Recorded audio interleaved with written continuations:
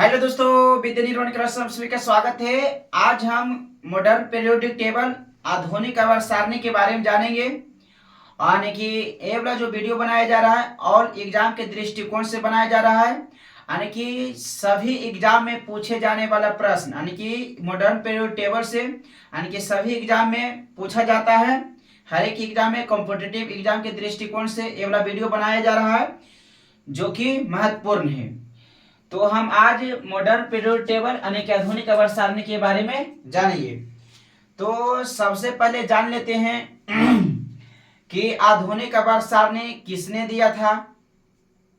तो सबसे पहले जान लेते हैं कि father of modern periodic table यानी कि आधुनिक आवर्त सारणी का जनक किसे कहा जाता है। तो आधुनिक आवर्त सारणी के जनक कहा जाता है मोसले को कहा जाता है, यानी कि कहीं कहीं मोजले भी देता है। तो father of modern periodic table यानी कि मोसले कहा जाता है। तो यहाँ पर हम बता देना चाहते हैं कि आधुनिक आवर्त सारणी में टोटल वर्ग की संख्या है, जो वर्ग की संख्या है वो 18 है। और यानी कि ग्रुप मतलब वर्ग होता है, तो वर्ग की संख्या 18 है। और आवर्त की संख्या मतलब पीरियड होता है जो होता है 7 होता है। तो यहाँ से प्रश्न पूछेगा कि आधुनिक आवर्त सारणी का जनक किसे कहा जाता है। तो मोसले कहा जाता है। आधुनिक आवर्त सारणी में वर्ग की संख्या कितना है, तो 18 है। आधुनिक आवर्त सारणी में आवर्त की संख्या कितनी है, तो कितना है, तो 7 है। तो इसी के साथ चलिए आगे बढ़ते हैं और जानते हैं। तो यहाँ पर हम जानेंगे कि आधुनिक आवर्त सारणी को किस प्रकार बनाया जा सकता है और ट्रिक के साथ देखेंगे। ये जो वीडियो बनाया जा रहा है ये वीडियो पार्ट नंबर 1 है, इसका पार्ट नंबर 2 विशेषकर आएगा। तो आज हम केवल बोलकर बताएंगे ट्रिक कि कैसे कैसे इसको याद रखना है। उसके बाद पार्ट 2 में बताया जाएगा ट्रिक के साथ, यानी कि ट्रिक रहेगा जिसको बोर्ड पर लिखकर बताया जाएगा और समझाया जाएगा। तो आज हम स्टार्ट करते हैं ये वाला वीडियो आधुनिक आवर्त सारणी वाला कि ट्रिक के साथ कैसे याद रखा इसको जाए, यानी कि कौची पढ़ना है कौची छोड़ना है उसी के दृष्टिकोण से बताया जा रहा है। मॉडर्न पीरियोडिक टेबल मतलब आधुनिक आवर्त सारणी। चलिए हम देखते हैं। तो यहाँ पर पहला क्वेश्चन हो गया कि father of modern periodic table, तो हो जाएगा मोसले। यानी कि ये बड़ा आता है जो केमिस्ट्री के अंतर्गत आता है, यानी कि आवर्त सारणी आता है जो केमिस्ट्री के अंतर्गत आता है, यानी कि बड़ा है जो इनऑर्गेनिक केमिस्ट्री है। तो सबसे पहले जान लेते हैं कि फादर ऑफ केमिस्ट्री कौन होता है। तो फादर ऑफ केमिस्ट्री यानी कि लेवोजियर कहा जाता है, यानी कि लेवोजियर मतलब लवबाजे कहा जाता है, यानी कि फादर ऑफ केमिस्ट्री। तो फादर ऑफ केमिस्ट्री कहा जाता है लवबाजे को, यानी कि लवबाजे कहा जाता है। चलिए आगे देखते हैं। तो यहाँ पर ध्यान से देखते हैं। तो आधुनिक आवर्त सारणी में टोटल वर्ग की संख्या है जो 18 है। ऊर्ध्वाधर मतलब खड़ा होता है, जो इवला आपको जना दिख रहा है ऊर्ध्वाधर, इवला जो खड़ा जना रहा है आपको इवला, तो इसको कहा जाता है ऊर्ध्वाधर। तो इवला जो हो गया इवला हो गया ऊर्ध्वाधर। तो ऊर्ध्वाधर के मतलब होता है खड़ा, और जो आपको खड़ा, तो 1 2 3 4 5 6 7 8 9 10 11 12 13 14 15 16 17 18।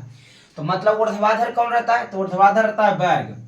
उसके बाद ऊर्ध्वाधर हो गया वर्ग, और क्षैतिज ऊर्ध्वाधर मतलब खड़ा, क्षैतिज मतलब पड़ा। तो जो आवर्त होता है वो पड़ा होता है। तो सूत्र सूत्र कई हुए तो 1 2 3 4 5 6 7।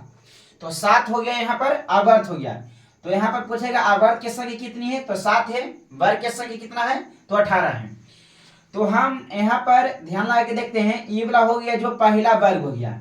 तो पहला वर्ग सबसे पहले जान लेते हैं कि टोटल इसमें जो आधुनिक आवर्त सारणी यानी मॉडर्न पीरियोडिक टेबल है इसको 4 ग्रुप में बांटा गया है, यानी कि 4 ब्लॉक में बांटा गया है। पहला हो गया एस ब्लॉक। तो एस ब्लॉक में वर्ग 1 और वर्ग 2 को रखा गया है। यानी कि सबसे पहले यहाँ पर जानते हैं, यहाँ पर ध्यान रखिए कि आधुनिक आवर्त सारणी जिसको 2 ग्रुप उपवर्ग में बांटा गया है, यानी कि ग्रुप ए और ग्रुप 2 में बांटा गया है। यानी कि 2 उपवर्ग में बांटा गया है, ग्रुप 1 ग्रुप 2 में, ग्रुप ए ग्रुप बी में बांटा गया है। तो ग्रुप यानी कि एस ब्लॉक में आता है कौन कौन, वर्ग 1 और वर्ग 2 एस ब्लॉक में आता है। उसके बाद हो जाता है एस, यानी कि ब्लॉक होता है, यानी कि टोटल एसपीडीएफ, यानी कि एसपीडीएफ। तो एसपीडीएफ होता है जो इसको ब्लॉक होता है। तो ब्लॉक 4 हो जाता है SPDF, S block, P block, D block, F block. तो एस ब्लॉक में आ जाता है वर्ग 1 और वर्ग 2। उसके बाद जानते हैं पी ब्लॉक, तो पी ब्लॉक में यहाँ पर आ जाता है पी ब्लॉक, यानी कि वर्ग 13 से लेके वर्ग 18 तक। तो वर्ग 13 से लेके वर्ग 18 तक आता है जो हो गया पी ब्लॉक। वर्ग 13 से लेके वर्ग 18 तक हो गया पी ब्लॉक। उसके बाद एस पी और डी, तो डी ब्लॉक ध्यान से देखना है यहाँ से, तो यहाँ से देखना है डी ब्लॉक, यानी कि वर्ग ध्यान लगे यहाँ पर देखना है कि 3 से लेके, यानी कि वर्ग 3 से लेके यहाँ तक 12 तक, यानी कि वर्ग 3 से लेके वर्ग 12 तक, तो इसको कहा जाता है डी ब्लॉक। डी ब्लॉक को हिंदी में कहते हैं संक्रमण तत्व के नाम से जाना जाता है। डी ब्लॉक को संक्रमण तत्व के नाम से जाना जाता है। उसके बाद यह तो क्लियर हो गया कि डी ब्लॉक को संक्रमण तत्व के नाम से जाना जाता है। उसके बाद जो एस ब्लॉक, ए ब्लॉक ध्यान से इधर देखना, वर्ग 1, तो वर्ग 1 को ध्यान से सुनना इधर, वर्ग 1 को क्षार धातु का नाम से जाना जाता है। तो यहाँ से एग्जाम में पूछता है कि क्षारीय धातु का नाम से किसे जाना जाता है, क्षार धातु का नाम से जाना जाता है वर्ग 1 को। उसके बाद दूसरा क्वेश्चन कहेगा कि क्षारीय धातु मृदा के नाम से किसे जाना जाता है। तो क्षारीय धातु मृदा की किससे नाम जाना जाता है, तो यहाँ पर हो जाएगा क्षारीय धातु मृदा, तो इसको कहा जाता है क्षारीय धातु मृदा। तो क्षारीय धातु मृदा हो गया ये वाला, इसको कहा जाता है क्षार धातु कहा जाता है। 1 मिनट कंफर्म कर दिया जाता है, तो इसको कंफर्म कर दिया जा रहा है। तो क्षारीय धातु मृदा किसे कहा जाता है, तो 1 मिनट ध्यान दीजिएगा। तो क्षारीय धातु मृदा 1 मिनट कंफर्म कर देते हैं, ऐसे तो वही हो जाएगा जो बताए हैं। तो क्षारीय धातु मृदा क्या हो जाएगा, चलिए क्लियर है, सही है। तो क्षारीय धातु मृदा हो जाएगा वर्ग 2 को क्षारीय धातु मृदा कहा जाता है, इसको अब क्षारीय धातु मृदा कहा जाता है। उसके बाद ये दोनों एग्जाम में पूछ ले यानी कि पूछेगा। उसके बाद इसको कहा जाता है वर्ग 17वां के तत्व कहा जाता है हाइड्रोजन तत्व के नाम से जाना जाता है। वर्ग 17वां के तत्व के कहा जाता है, यानी कि हाइड्रोजन तत्व के नाम से जाना जाता है, जो कि यहाँ पर बताया गया है वर्ग 17वां के तत्व के नाम से जाना जाता है, तो हाइड्रोजन तत्व। और इसको कहा जाता है वर्ग 18, यानी कि इसको नोबेल गैस के नाम जाना जाता है, यानी कि वर्ग 18 को नोबेल गैस कहा जाता है, अक्रिय गैस कहा जाता है, निष्क्रिय गैस कहा जाता है, इसी को कहा जाता है। और शून्य वर्ग के तत्व के नाम से भी जाना जाता है, यानी कि वर्ग 18 को शून्य वर्ग के तत्व के नाम से जाना जाता है, वर्ग 18 को। उसके बाद आगे देखा जाए तो ध्यान से इधर देखा जाए तो यहाँ पर बताया गया है, यहाँ पर ध्यान से देख लीजिए कि यहाँ पर, हाँ तो यहाँ पर बताया गया, ध्यान से इधर दीजिएगा कि वर्ग 1 को कहा जाता है क्षार धातु कहा जाता है, वर्ग 2 को क्षारीय धातु मृदा, वर्ग 17 को हाइड्रोजन तत्व, और उसके बाद वर्ग 18 को उत्कृष्ट तत्व कहा जाता है, यानी कि नोबेल गैस, जो कि हम बता दिए हैं। उसके बाद आगे देखा जाए तो आगे वाला क्लियर हो गया है। उसके बाद जान लेते हैं, उसके बाद हम ट्रिक को देखेंगे, अभी वेट करिए, ट्रिक को देखेंगे अभी।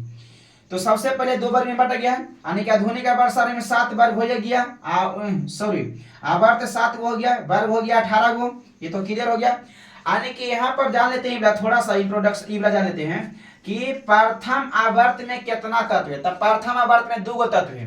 हम अभी बताएं कि आवर्त मतलब क्षैतिज होता है, तो ऐसे जाना, आवर्त जैसे कहेगा जैसे ऐसे जाना है, और वर्ग कहेगा जैसे ऐसे आना है। वर्ग में ऊर्ध्वाधर है, ऊर्ध्वाधर मतलब खड़ा, और क्षैतिज मतलब पड़ा।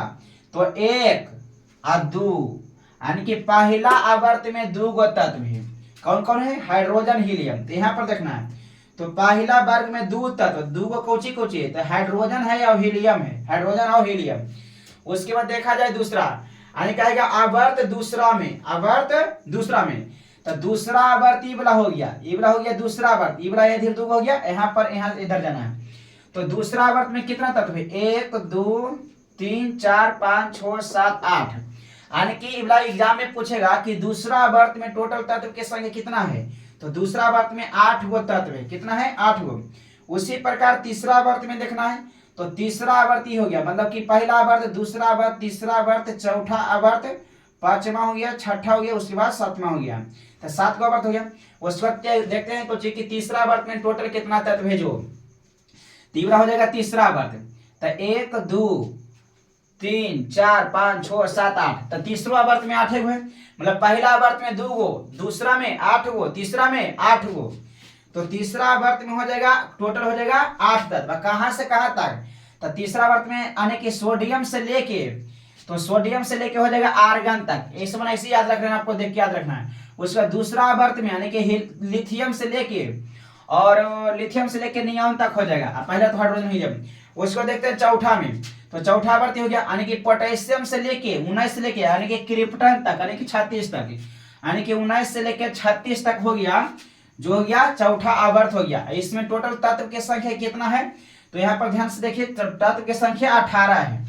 तो 18 हो गया कितना, तीसरा भी आवर्त में 18, 1 2 2 3 4 5 6 7 8 हो, तीसरा आवर्त में 8 हुए, यानी कि तृतीय आवर्त में 18 नहीं 8 हो जाएगा। तो तीसरा आवर्त में हो जाएगा 8 गो। उसके बाद चौथा में हो जाएगा, चौथा में हो जाएगा 18 गो।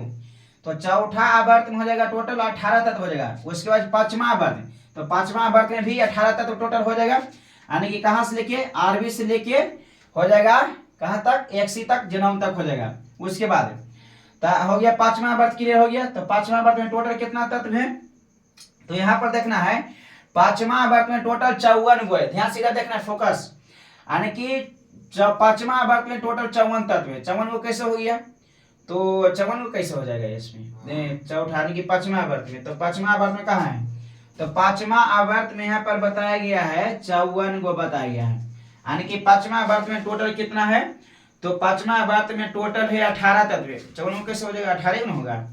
तो पांचवा आवर्त में हो जाएगा टोटल हो जाएगा 18 तत्व पांचवा आवर्त में। तो पांचवा आवर्त में टोटल हो जाएगा 18 तत्व हो जाएगा। पांचवा आवर्त में टोटल 18 तत्व। देखिए यहाँ पर ये पांचवा आवर्त है, 1 2 3 4 5 6 7 8 9 10 11 12 13 14 17 18 गो। तो पांचवा आवर्त में 18 गो।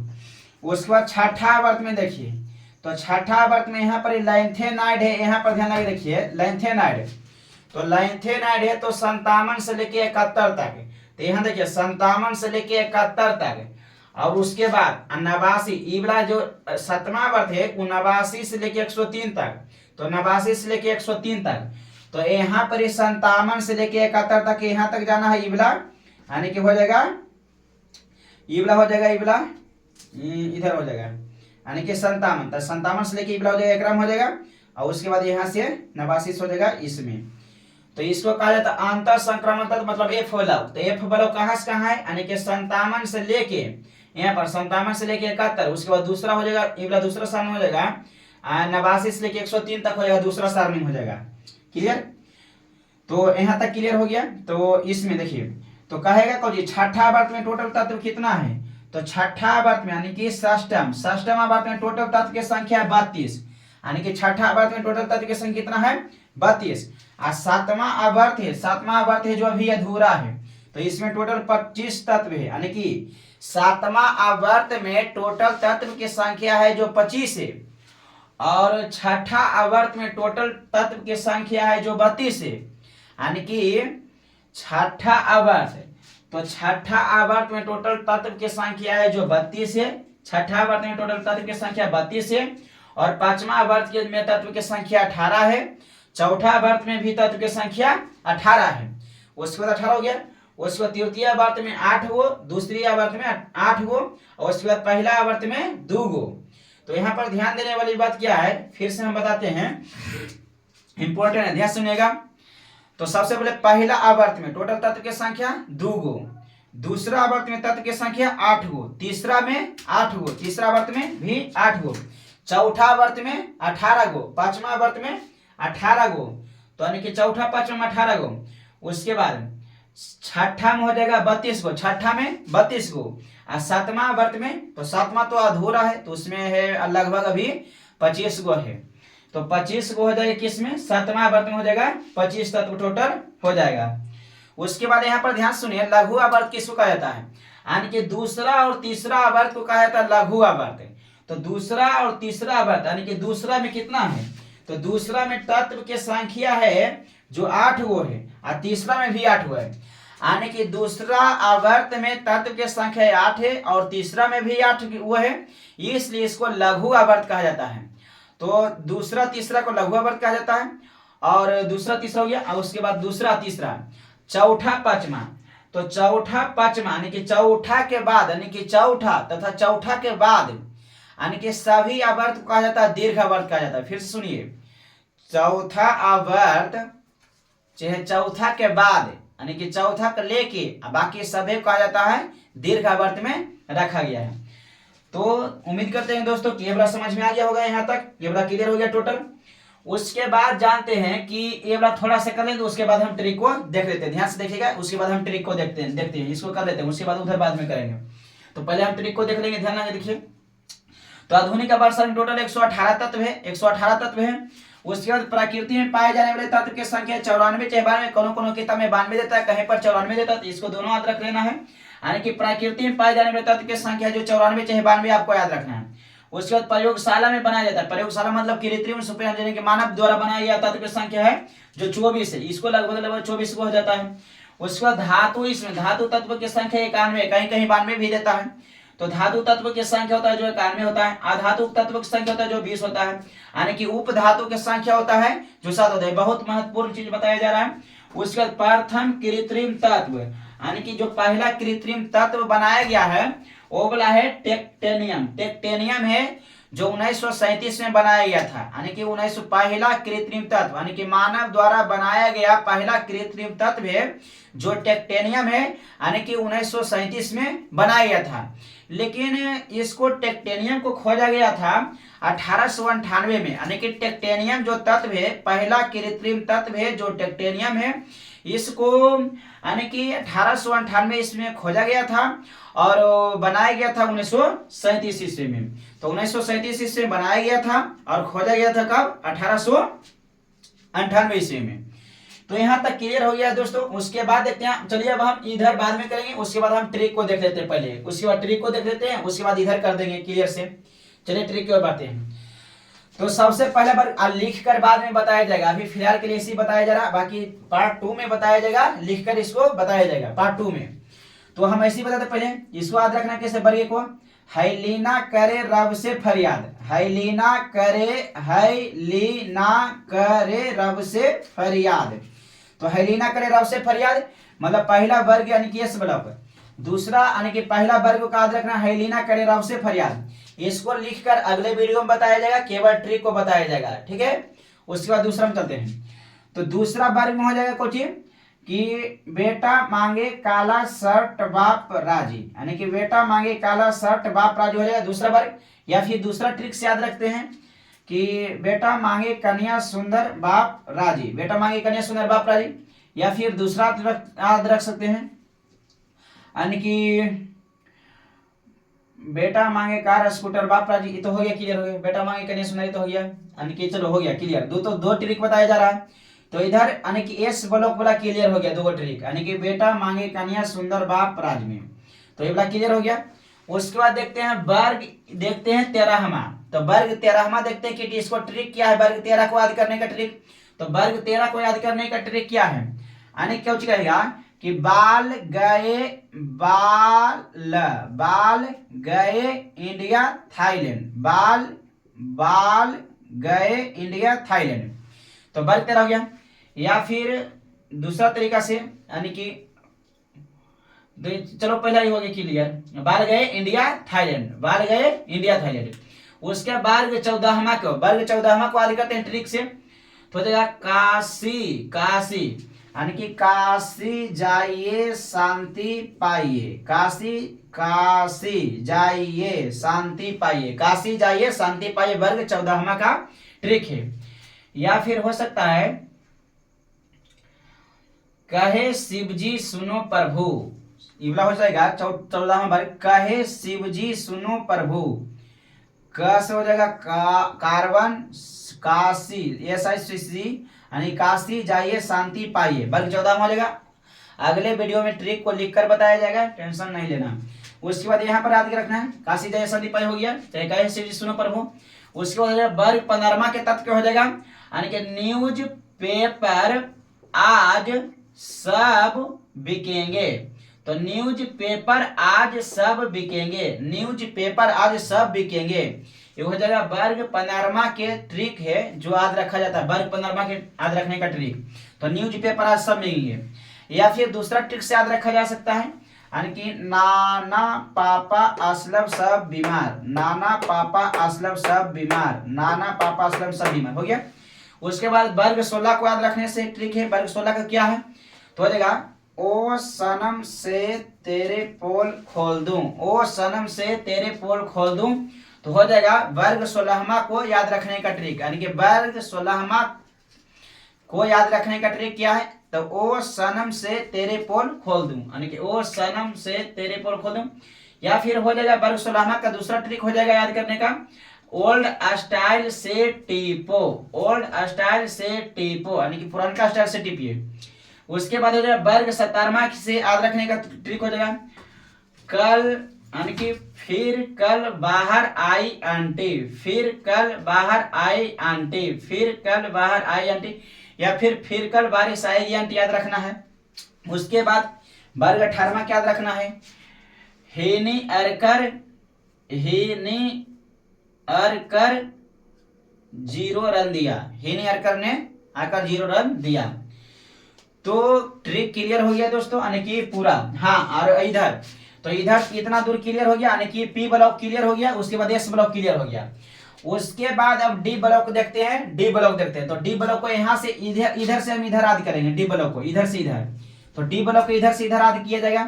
तो यहाँ से याद करना है, ध्यान से इधर देखना है डी ब्लॉक को, साइंस टीचर विनीता कृपलानी मन फेकोनी, साइंस टीचर विनीता कृपलानी मन फेकोनी, मन फेकोनी क्यों जान जलाती हो, साइंस टीचर विनीता कृपलानी मन फेकोनी क्यों जान जलाती हो।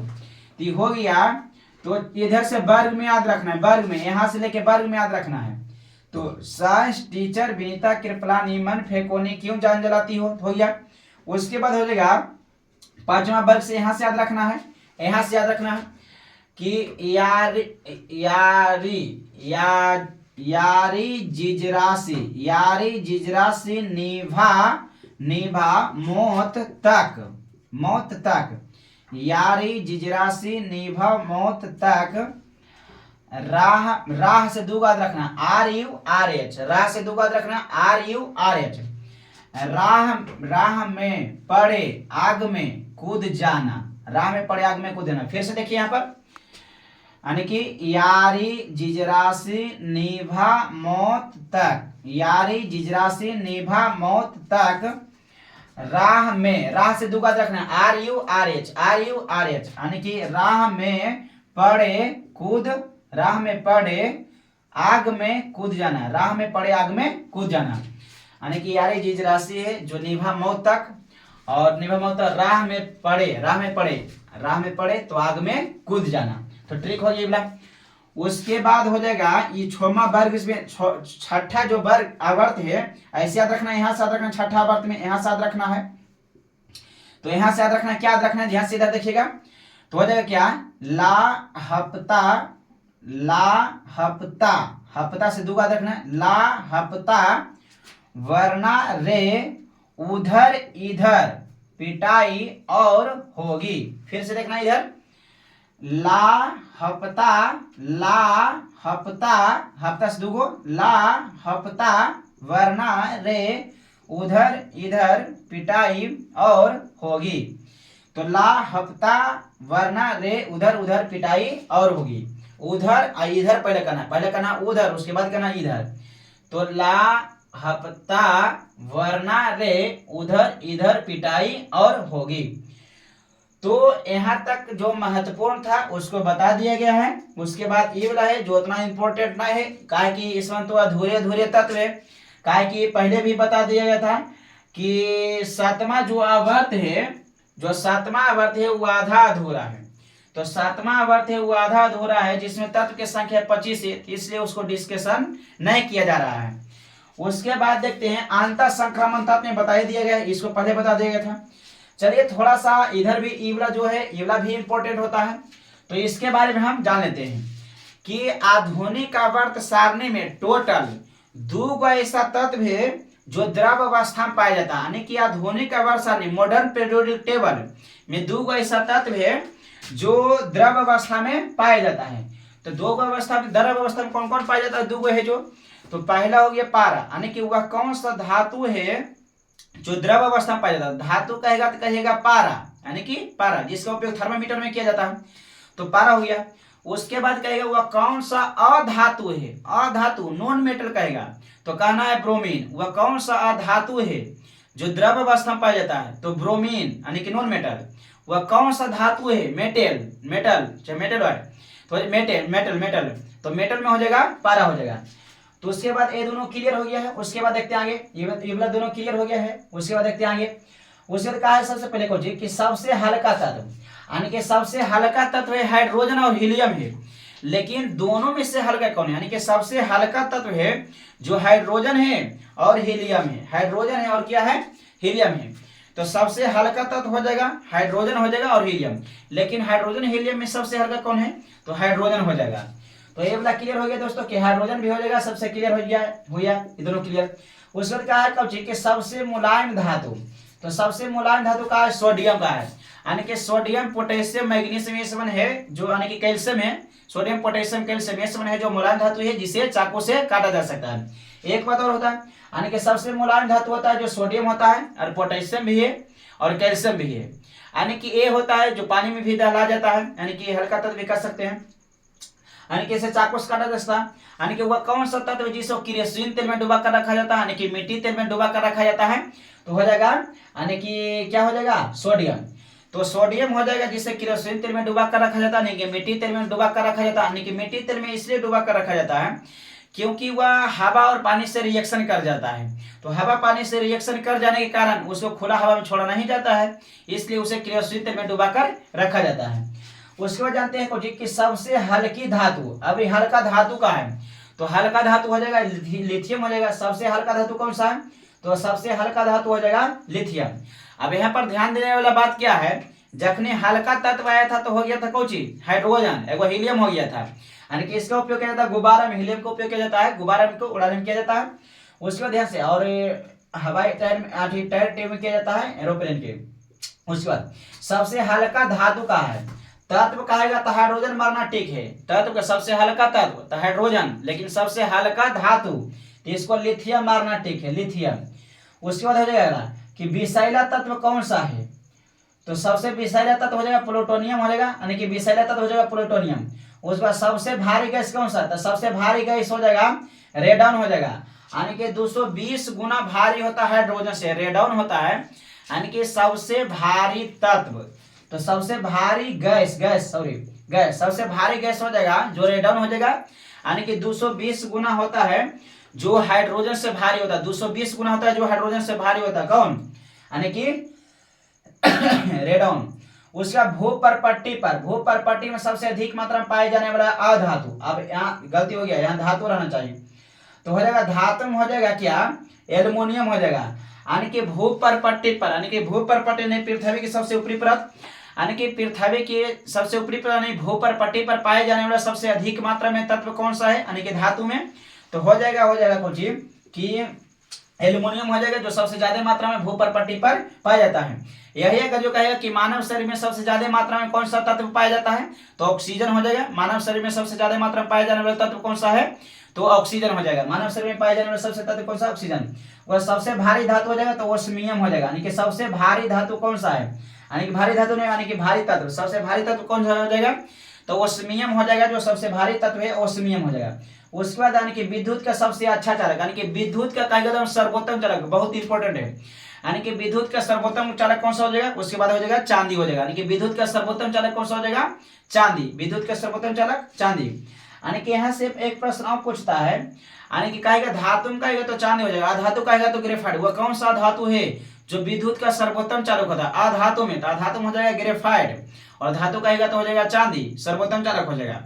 उसके बाद अगला प्रश्न पूछेगा कि सबसे ज्यादा आघात वर्धनीयता कौन धातु में होता है? तो सोना में होता है जो सबसे ज्यादा आघात वर्धनीयता, मतलब पतला किया जा सकता है।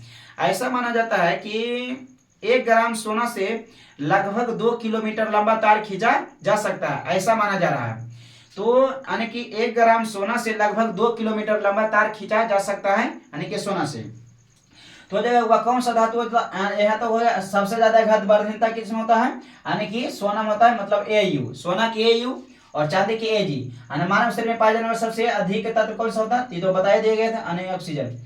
तो हो जाएगा आगे कि सर्वाधिक इलेक्ट्रॉन ग्रहण करने वाला अधातु कौन सा है? यानी कि सबसे ज्यादा इलेक्ट्रॉन ग्रहण करने वाला, यानी कि इलेक्ट्रॉन ग्रहण करने वाला कौन सा हो जाएगा? तो ये हो जाएगा क्लोरीन हो जाएगा, सर्वाधिक इलेक्ट्रॉन। लेकिन यहाँ पर ध्यान देने वाली बात क्या है कि क्या है, सबसे ज्यादा विद्युत ऋणात्मक तत्व कौन सा हो जाएगा, तो यहाँ पर हो जाएगा फोन, यहाँ पर आ जाएगा फोन, FON, फोन। कहेगा कुछ कि सबसे अधिक विद्युत ऋणात्मक तत्व कौन सा है, तो सबसे अधिक विद्युत ऋणात्मक तत्व हो जाएगा फोन। सबसे अधिक विद्युत ऋणात्मक तत्व कौन सा हो जाएगा, फोन। फोन का मतलब क्या, F से हो जाएगा फ्लोरीन, O से हो जाएगा ऑक्सीजन, N से हो जाएगा नाइट्रोजन। ये जो फोन है सबसे ज्यादा अधिक विद्युत ऋणात्मक तत्व है। तो यहाँ तक क्लियर हो गया होगा दोस्तों। तो सबसे ज्यादा विद्युत ऋणात्मक तत्व कौन सा होता है, तो फोन होता है। तो उम्मीद करते होंगे दोस्तों कि आप लोगों को समझ में आया होगा। तो अगर जो आपको समझ में आया होगा तो चैनल को यानी कि सब्सक्राइब करें और लाइक भी करें। तो उम्मीद करते होंगे दोस्तों कि समझ में आ गया होगा बढ़िया से। थैंक यू, धन्यवाद।